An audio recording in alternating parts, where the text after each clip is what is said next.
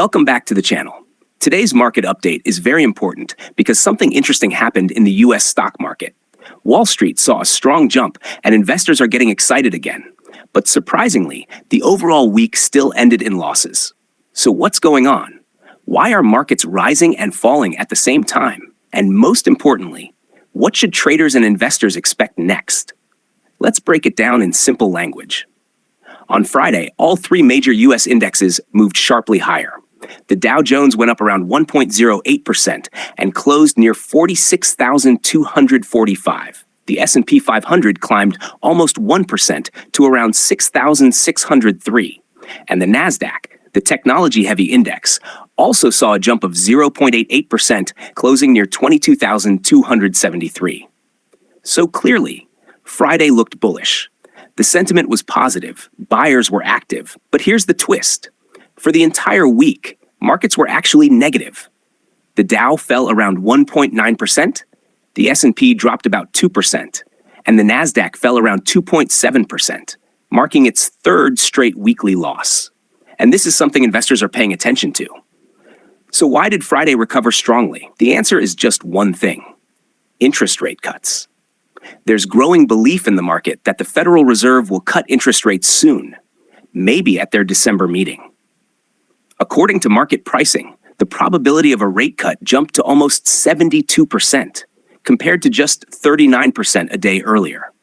That kind of shift creates momentum in markets because lower interest rates mean cheaper borrowing, stronger business spending, and higher stock valuations, especially for tech and growth companies. There was also supporting commentary from a major Federal Reserve official.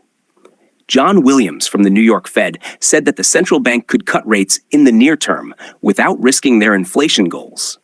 That pushed optimism even higher. However, not all Fed officials agree.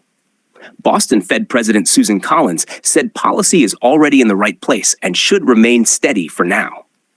So the picture isn't fully clear, and uncertainty always creates volatility. Along with interest rate hopes, tech stocks also helped push markets higher. Alphabet jumped around 3.5%. Apple gained nearly 2%. Meta moved slightly higher as well. And there was a very interesting update. Reports suggest that NVIDIA may soon be allowed to sell its H200 AI chips to China again. If true, that would be a big win for the tech sector and artificial intelligence companies. But even after the Friday rally, investors are still cautious, and there are reasons for that. Tech valuations are very high. The Nasdaq has now logged 3 consecutive weekly declines, the longest since March. And small-cap stocks, measured by the Russell 2000 index, have also fallen for a 4th straight week. That tells us investors are being selective, focusing on large tech companies and avoiding riskier areas.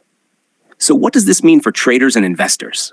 If the Fed cuts rates, we could see a strong market rally, especially in tech, AI, and growth sectors. But if rate cuts get delayed or inflation rises again, markets could pull back sharply. Right now, the market is moving mainly based on expectations, not certainty. So this is a moment to trade smart.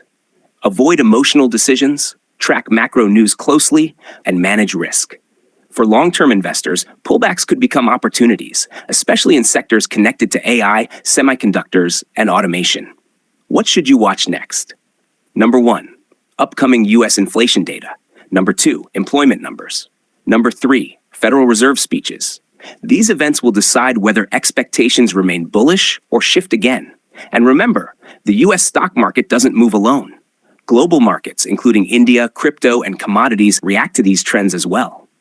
Lower US interest rates generally mean more liquidity, more risk-taking, and stronger global market performance. So to summarize, Friday looked strong because rate cut hopes jumped and tech stocks rallied. But the entire week was negative, showing that investors are still unsure and waiting for confirmation.